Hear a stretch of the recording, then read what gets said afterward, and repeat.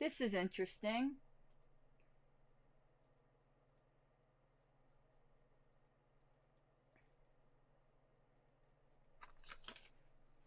I do not know what is going wrong with my system here. Let's try a new screen. There we go. I don't know what was going wrong there. Hopefully y'all can hear me. That was really strange. I'm going to have to... I did a bunch of system up... My God, my hair looks crazy. I did a bunch of system updates before I came online. And of course, you know, half of them go wrong. And I see even here with my camera, it's like giving me this black frame around. Hold on here. Zoom and pan. Okay, at least that fixed that. Sorry about that. It must have been the time change. Yeah, that was weird. As you can tell, I'm freshly repinked, and that's why my hair looks so crazy right now, as I just dyed it, and you have to put like this intense moisturizer in it, and it gives me like, you know, like wild cat hair. So now you guys see what my hair looks like before the flat iron and the curling iron. It's a little bit nutty, but I wanted to get to the show on time, and I didn't realize I had all these system updates to do. I'm glad to be back regularly, hopefully regularly broadcasting. And look, I don't even have my grifting along the bottom. I screwed that whole thing up, so I'm just going to have to manually grift, I guess. Wow. I messed everything up, didn't I? Well, I am going to Tennessee this weekend. So there will be, again, during convention season, I can't broadcast every night, but hopefully I'll do a few live ones from Tennessee. I am happy to turn over the reins to the secretarial role in the Libertarian Party of Colorado. Happy to announce that I have been elected as a national delegate. So it was very stiff competition. But today we're talking about ballot access news. So we're going to get right to it. And I'm actually going to go to the back page because there is something really interesting on the back page here. And you want to know what? I need to get back to the People's Party because, boy, do you think the Libertarian Party has drama? You haven't seen anything. The smaller the amount of power, the more vicious the fighting. I swear. The People's Party are tearing themselves apart right now. Apparently, Nick Brana has allegedly, everything here is allegedly, I don't know the facts of the matter, been accused of some kind of sexual harassment or something of that sort. All I know is the People's Party turned off comments on that post, which doesn't seem very progressive or hashtag believe all women of them, but all right, you do you, boo-boo. Before we get started, please remember, get your Reno Reset gear at, tinyurl.com/Pink Flame merch, and all super chats go to support my campaign and are gratefully received. We're getting into the final stretch here, and I really I need to have a very strong final stretch here. I've got a few more tickets to buy and for some conventions. I am just kind of astounded at how crazy my hair looks right now. It's distracting me. And Julian says, smaller the party, the more vicious. That explains. Archie, no, Badgel. No, it does. It's so strange the way it is. But yeah, we're going to need to get back to the People's Party. I've just been binging a lot of Ukraine commentary to get a good handle on that. I think this is an opportunity for the Libertarian Party to have a sane voice. So I haven't really been watching too much of the People's Party stuff, but I do need to get back to that. But today we're talking about the March, which I just got in the mail like maybe 4 days ago, the March issue of Ballot Access News. Please support Richard Winger. You can go to, just Google Ballot Access News, and you can find out how to subscribe to his paper newsletter. He's been doing this labor of love for years. Like, we would not know half of this. Like, Richard Winger is such a resource for third parties and for the Libertarian Party in general.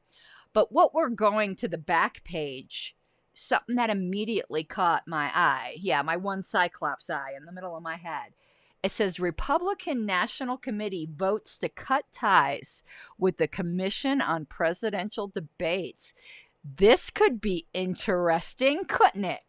Now, I know they're doing it for their own little, and I'm sorry if you hear a little like fan in the background, but it's pretty cold here in Colorado right now. My hair's still a little wet, so I've got a little heater like right here on me.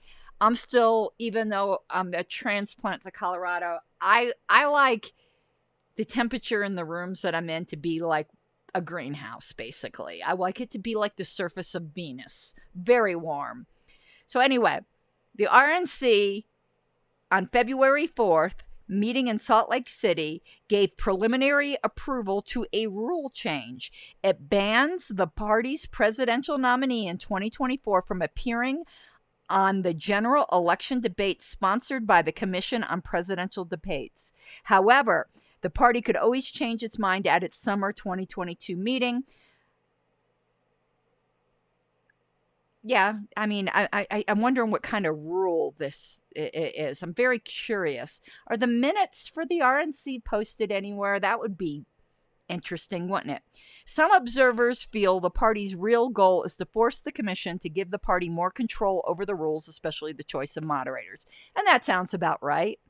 But perhaps this little peevish little fit by the RNC could signal the destruction of the completely unfair and inappropriately named Commission on Presidential Debates, which has just been basically the duopoly propping up commission.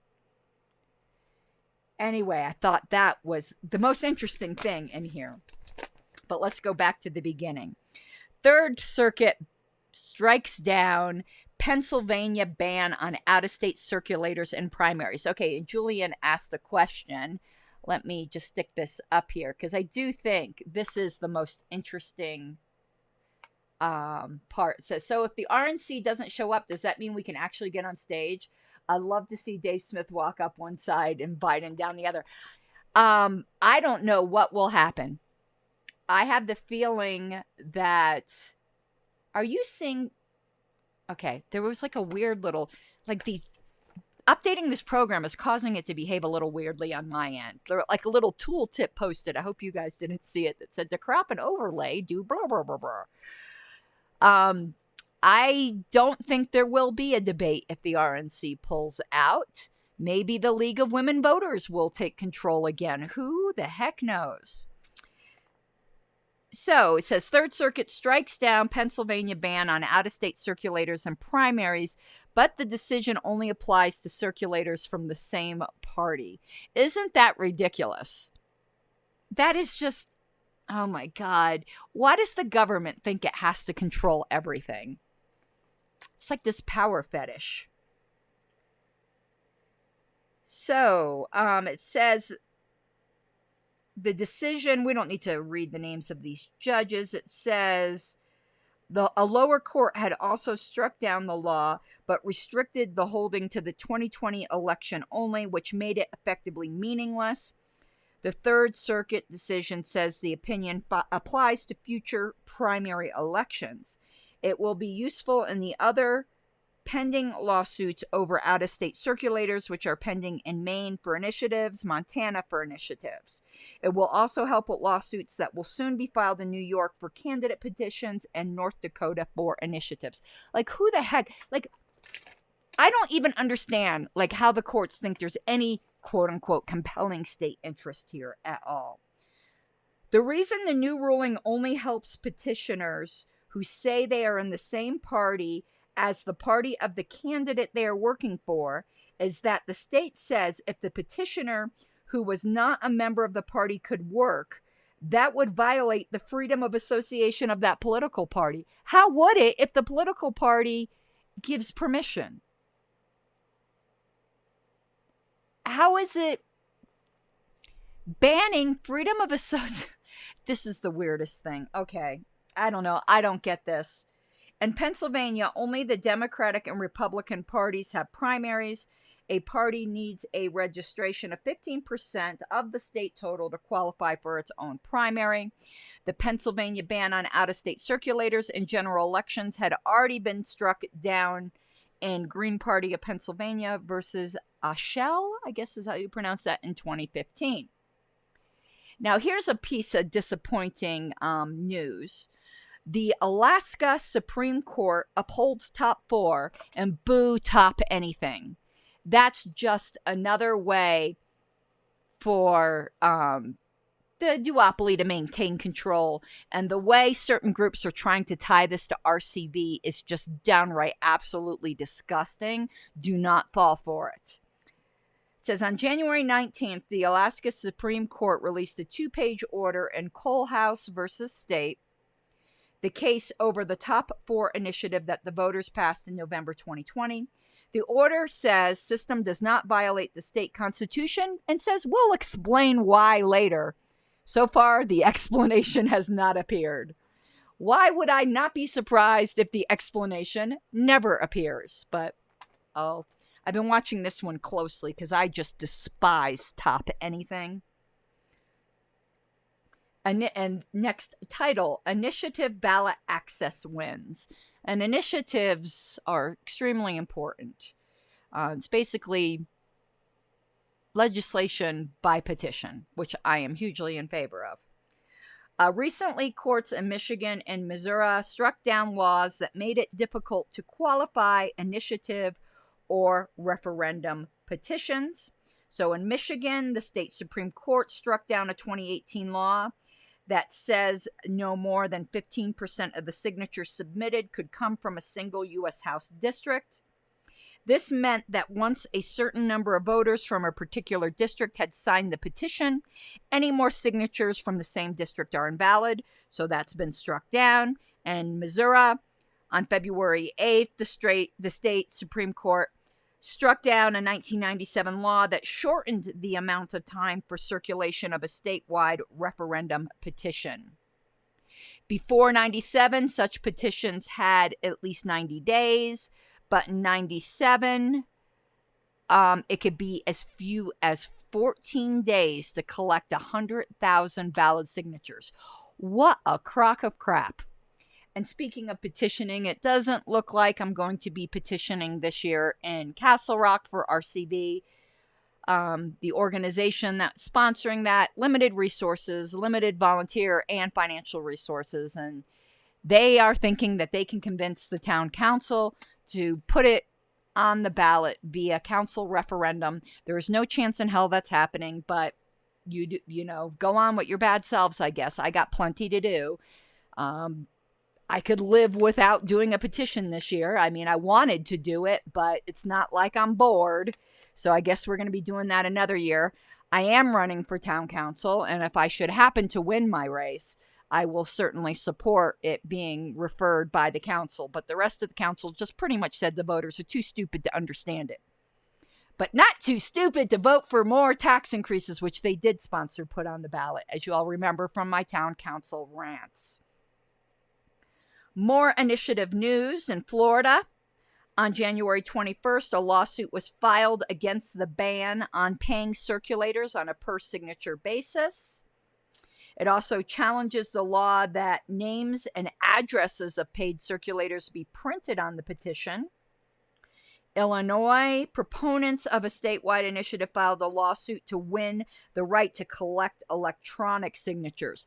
That will put a lot of power in the hands of people, and I can understand why the state wouldn't like it.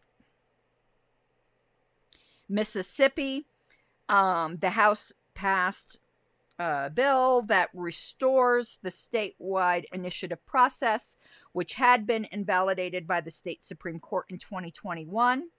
The old law was struck down because it had a fatal flaw in its language.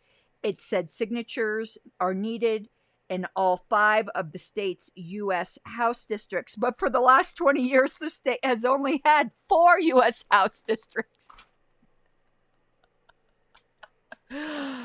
That's amusing. The old initiative process was only to amend the state constitution, not to propose laws. The new process, as described in the bill, creates an initiative process to amend statutes, but not the Constitution. God, the state is sneaky. Sneaky deaky. All right. Next page. In Montana, it's another case over bans on out-of-state circulators. Lower court upheld the law. The case also challenges the ban on paying circulators per signatures, but it's difficult to predict how the court will rule. In Ohio, proponents of initiatives asked the U.S. Supreme Court to hear their case. It concerns whether Ohio should have given ballot access relief during the COVID-19 health crisis. Now there's ballot access bills in 10 states to ease ballot access restrictions for new or minor parties. So we'll go over these quickly. In Alaska, there's a bill introduced to ease the definition of a qualified party.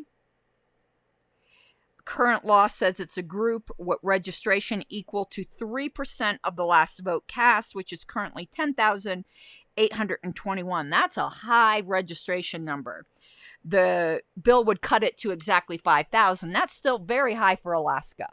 In Colorado, in order to be a qualified party, you need 1,000 registrations. And Colorado is way bigger than population-wise than Alaska. Currently, the only ballot qualified parties are Republican, Democratic, and Alaskan Independents. If the bill passed, the Libertarians would also be qualified. In Arizona, there's a current law that lets candidates running in primaries use electronic signatures.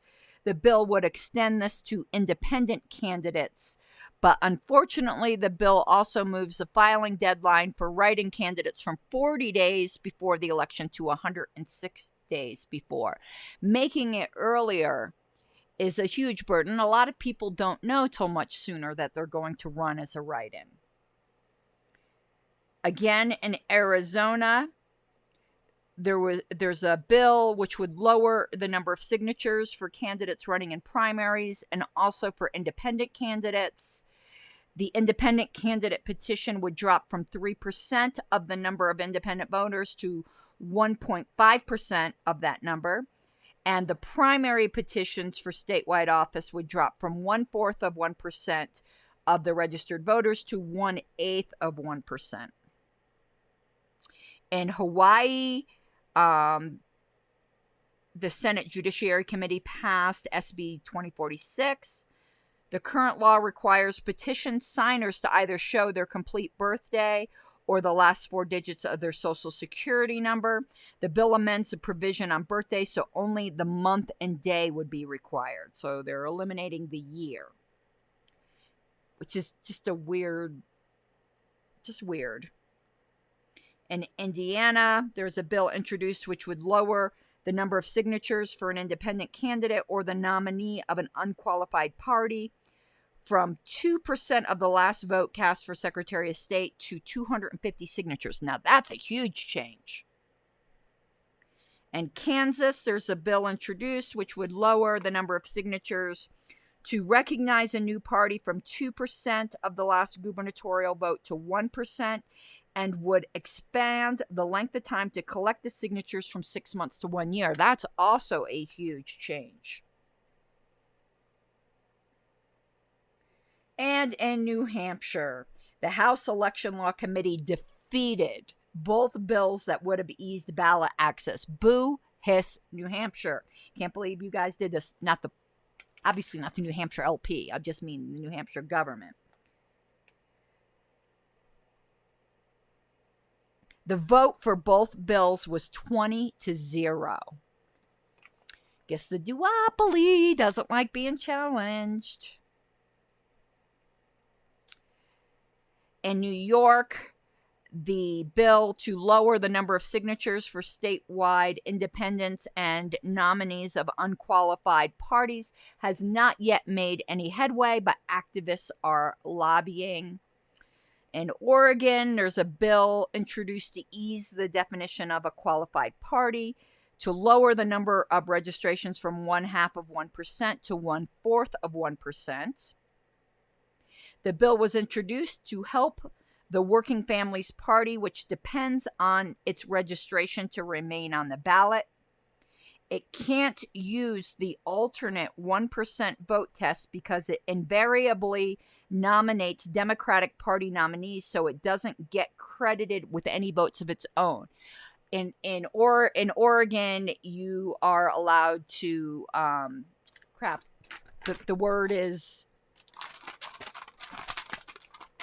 hybrid. Hybrid's not the word. What is it when you can nominate when you can be the nominee of two different parties?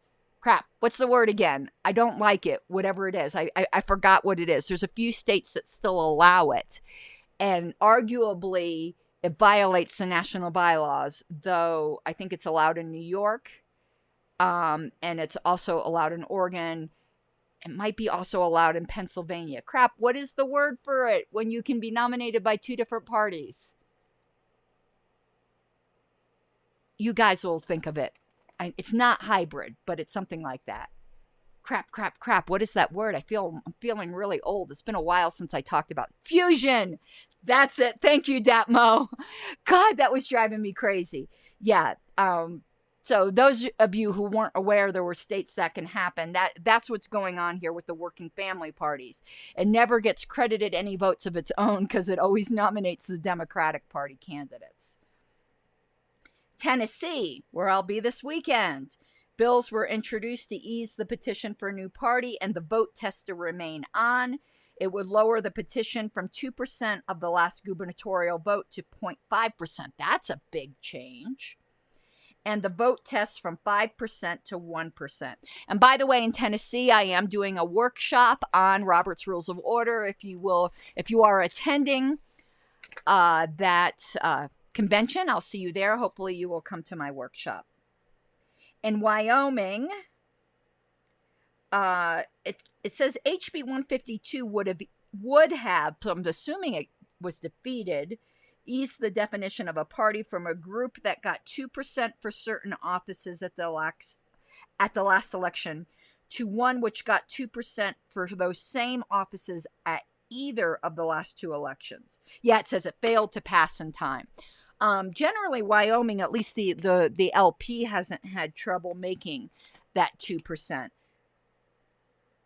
But of course, Ballot Access News isn't just about the LP. It's about all ballot access. Of course, I'm happy when the LP can, make these thresholds, but I'm concerned for our process in general. Time for some wine. It's just, believe it or not, the Costco Malbec is not bad. Alrighty. Wow. Nebraska bill to make legislature partisan. Nebraska is the only state with nonpartisan elections for state legislature, and they also have a unicameral instead of bicameral, from what I understand. On January 20th, Senator Julie Slama introduced LR 282 to make the elections partisan. It has received a hearing, but no vote has been taken. Man, there's a lot of news this time around. Just a lot of little tidbits. There are bills to alter primaries. In Arizona, there's a bill that would allow independent voters to choose a presidential primary ballot. They can already do that in non-presidential primaries. I am absolutely always opposed to that. Why? Political parties are private organizations. If you want to be an independent, be an independent. If you want to vote in a private political party's primary, well, the taxpayer shouldn't be paying for it to begin with, and I know that's how they get around this, then join that party. You can't have it both ways. You can't have your cake and eat it too. I hate those bills. Right now, that also happens in Colorado, but minor parties get to opt out. We do not want non-libertarians choosing our candidates. That is just absolutely freaking ridiculous. In Idaho, the current law lets a voter join a party as late as primary day to vote in that party's primary. And now the new bill says voters must have joined a party 2 months before the primary. The bill has little impact on the Democratic Party because Democrats let independents vote in their primary. Kentucky, 2 bills would somewhat open primaries. One would ease the deadline by which a voter must have joined a party from December 31st of the year before to 30 days before.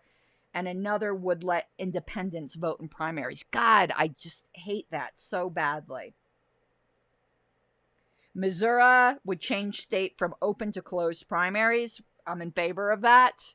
Well, if you're going to have primaries. I'm absolutely opposed to primaries to begin with, but if you're going to have primaries. New Hampshire, proposed bill would somewhat close the primaries. The current law lets independents join a party on primary day and then they can vote in that party's primary. The bill would say independents must have joined a party at least 4 months before a primary. It would also say that parties could not nominate anyone who had not been a member for at least 6 months. And it looks like this bill will advance. Boy, God, the Libertarians here in Colorado would have a fit over that. We shorten the amount of time that you have to have been a party member to be, what was it, Mike? 150 days, and now we've made it like January of the year of convention. I was opposed to that bylaw change, but it passed. I do not know why we want to make new converts the pastors. I just don't get it. But some people think it's better to have somebody who's marginally libertarian on the ballot than not have anyone on the ballot. I don't agree. I think we can find libertarians even as line holders. New Jersey, a new bill would let independents vote in partisan primaries without having to join the party. Just shoot me. I need more wine. Hello, Fidalgo, and hello, Mike.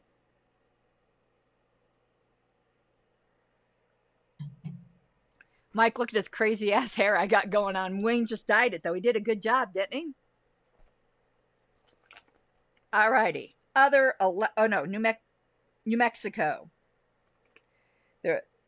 A bill which would have let independents vote in primaries was defeated. Good. Other election bills. Mississippi. A bill that would have substantially raised filing fees has been defeated. Good. In Pennsylvania, wow, there's a bill to move the primary and presidential years from April to March. This seems to be the only bill in the nation to move a presidential primary date. Usually there are lots of bills on that subject. Interesting. Check this out. South Carolina is considering allowing fusion. See, I would have gotten this word eventually because it's mentioned right here. It allows fusion, and it has 51 co-sponsors. I hate fusion as well.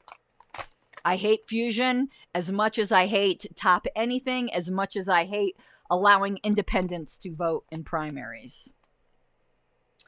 In Tennessee, it says the Senate, State, and Local Government Committee passed SB 2616. I like the way Richard Winger describes this. An odd bill. Let's see what this odd bill is. That says political parties may not nominate anyone for Congress who has not voted in the last 3 presidential elections in the state. That is so authoritarian. The right to vote means the right not to vote as well. Oh my God. This bill violates the U.S. Supreme Court ruling in U.S. Term Limits versus Thornton, which says that states cannot add to the constitutional qualifications for Congress. But Tennessee just said, we're going to do it anyway, I guess. Wow. The duopoly must be really threatened. There are bills to ban ranked choice voting. Kiss my libertarian ass. Assemblyman Patrick O'Donnell, Democrat, Long Beach, has introduced a bill which would prohibit any city or county from using ranked choice voting. Go yourself, Patrick O'Donnell. In Florida, there's 2 bills that would prohibit any city or county from using ranked choice voting for its own elections. They passed all committees and are ready for floor votes. Florida, what the hell's wrong with you guys? In Tennessee, there are 2 bills that would prohibit any local government from using ranked choice voting, and it's passed both chambers, but the governor hasn't signed it yet. They are scared. Wow. Wowzer. I did not even know that shit was going on.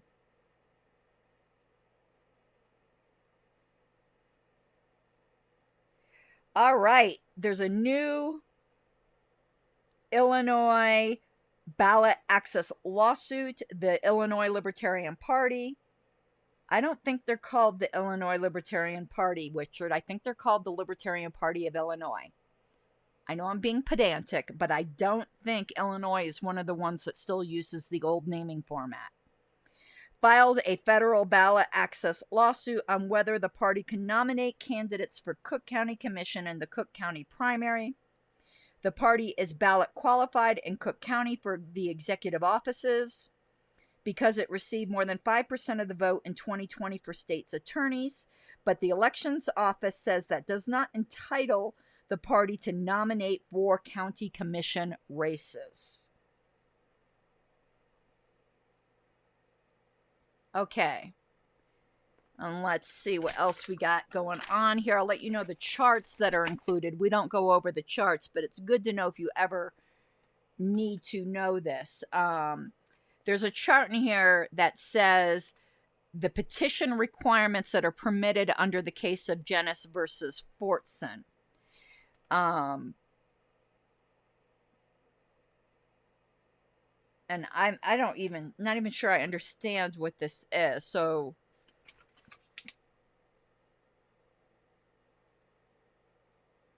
okay, so let's read the explanation for the chart. It says, in 1971, the U.S. Supreme Court ruled in Jenness versus Fortson that Georgia's ballot access laws are constitutional.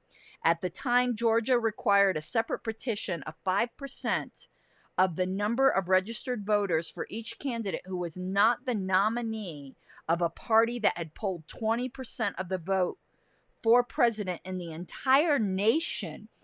Not the state, the entire nation, or 20% for governor. The chart on page 4 shows the number of signatures that would be required in each state if each state had a law like Georgia's old law. So in Colorado, if we had a law like Georgia's, we would require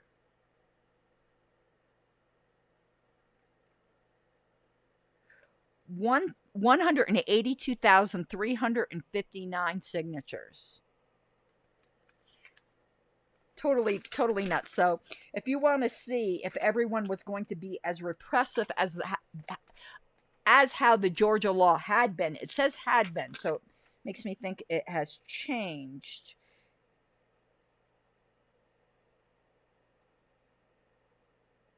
There's a rehearing, okay, in Georgia. So I guess they're still suing in Georgia over that, but it's on page 4 here. And then there's another chart which shows the actual 2022 petitioning requirements for statewide office. Of course, Colorado, if you have 1,000 registered voters of your party, you don't need that.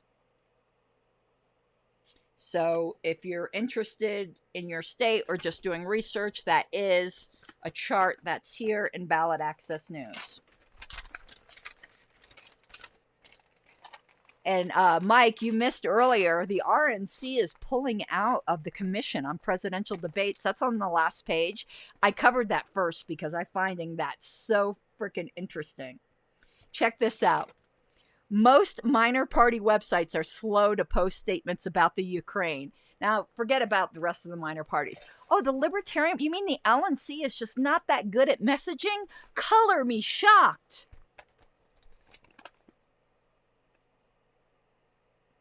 The exceptions are the websites of the Party for Socialism and Liberation and the Peace and Freedom Party. Next title here is Arkansas Libertarians nominate 39 legislative candidates.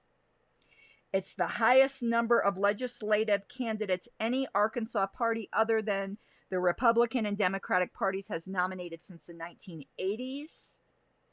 The previous recent high had been the 12 candidates the Libertarians ran in 2018. So that's a huge jump. Way to go. Way to go, Arkansas. Ballot access for minor parties was very easy in Arkansas before 1971.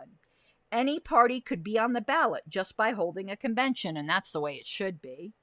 Yet for some reason, minor parties in the early part of the 20th century ran very few candidates in Arkansas. Now here's something that's interesting. Wyoming legislature allows the Libertarian Party to form a caucus. On February, that's because we do have a Libertarian in the state legislature. And it says on February 16th, the Wyoming House Speaker allowed the Libertarian Party to form a caucus even though it only has one member. That is so freaking libertarian, and I bet you the one member doesn't even agree with himself. Generally, states don't allow parties with only a single member to form a caucus. But the individualists of the Libertarians go, I'm a caucus of one. Take that. At one point, the New Hampshire House did not permit the Libertarian Party to have a recognized caucus at a time when the party had 2 members in the House. And it says, former Missouri Senator advocates for an independent candidate for Senate in 2022. Evan McMullen raises $1 million in the last 3 months. What's he up to? It says Evan McMullen, independent candidate for U.S. Senate in Utah, has raised over $1 million in the preceding 3 months. Wowzer. And lastly, Maine Secretary of State sends mass mailing to voters who were formerly Libertarian members. This is as a result, I believe, of the win we just had, the LP just had in Maine. And says during the last week of January, the Maine Secretary of State sent letters to 5,830 voters who had been registered Libertarians until December 2018, when election officials had switched them all to independents without asking. Oh, God. The letter informs the voters that a federal court had determined that it was unlawful for election officials to have erased their Libertarian registration. The letter asks the voters if they want to be again listed as Libertarians and includes a postage-paid envelope. I wonder how many will return that. So that is it for this month's Ballot Access News. This was chock full of stuff, wasn't it? Okay, guys. I think that's going to be it for this evening. I wanted to once again pimp Sean Dempsey's book at the beginning of the show, but I was so distracted by my technical challenges here. Remember, Sean does sponsor this show, and he has written is correct, right? Or wrote. He has written this great children's book with the illustrations that I love so much. Check out this cranky old dude. That teaches children libertarian principles in a non-political way. Basically, that life is more than just biological existence, that life involves risks, that you can't lock yourself away in a bubble. It had a lot of relevance during the COVID time, but I think we have, because of those years of the COVID restrictions at a very formative time in many young people's lives, that we're going to have a cross section of adults that grow up extremely fearful and insecure. Don't let your children be one of them. Get them some good materials that teaches them to be independent thinkers and individualists. And that I would recommend this book. You can get it on Amazon or at tale2brothers.com. All right, everyone, that is it for this evening. And yeah, I'm going to get going, and I hope you have an awesome night. I'll see you tomorrow, probably to do LP history. I hate saying what I'm going to cover the next day because then some big libertarian drama breaks out and I end up having to cover that. I don't want to. I want to do history. LNC, stay asleep, please. For the love of sweet baby Jesus in the manger, okay? Thank you. Bye-bye.